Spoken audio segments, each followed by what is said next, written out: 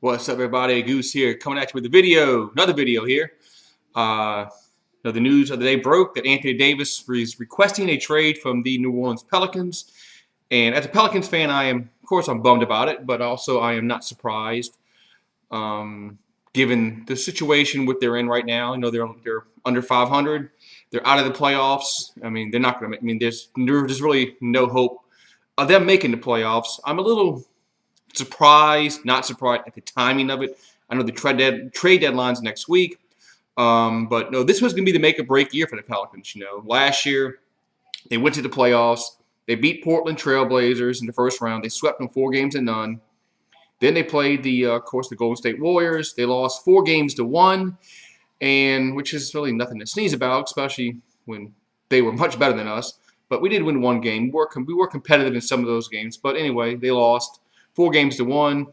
Fast forward to the offseason, which they lost Rajon Rondo to the Lakers. The Pelicans offered Rondo the max that we could offer them. I think it was like a $7 or $8 million deal for 1 year, and the Lakers offered like $9 million. So, but he could have signed with us because he was an unrestricted free agent, but he didn't. He went with the Lakers, and also DeMarcus Cousins left. He didn't sign our contract. I think we offered him a 2-year deal because he did tear his Achilles.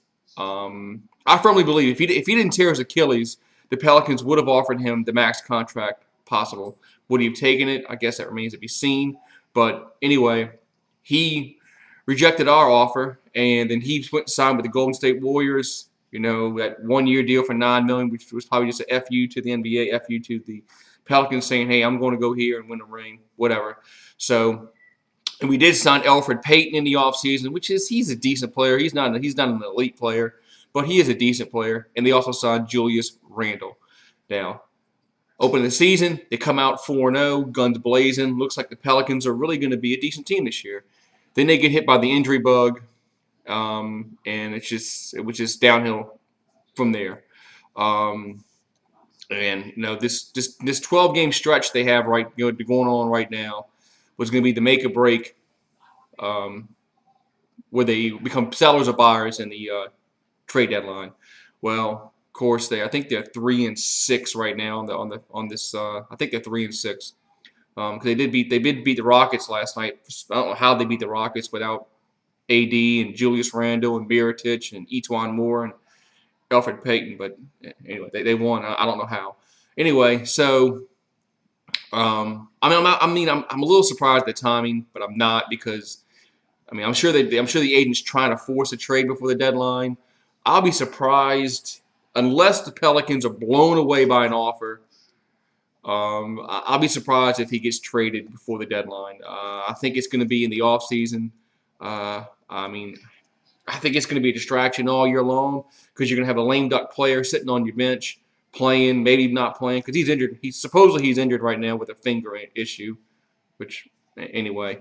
I kind of hope they move him because I don't want a distraction for the rest of the year of him sitting on the bench or playing, and then after every game they're going to ask him, what you think about the Pelicans?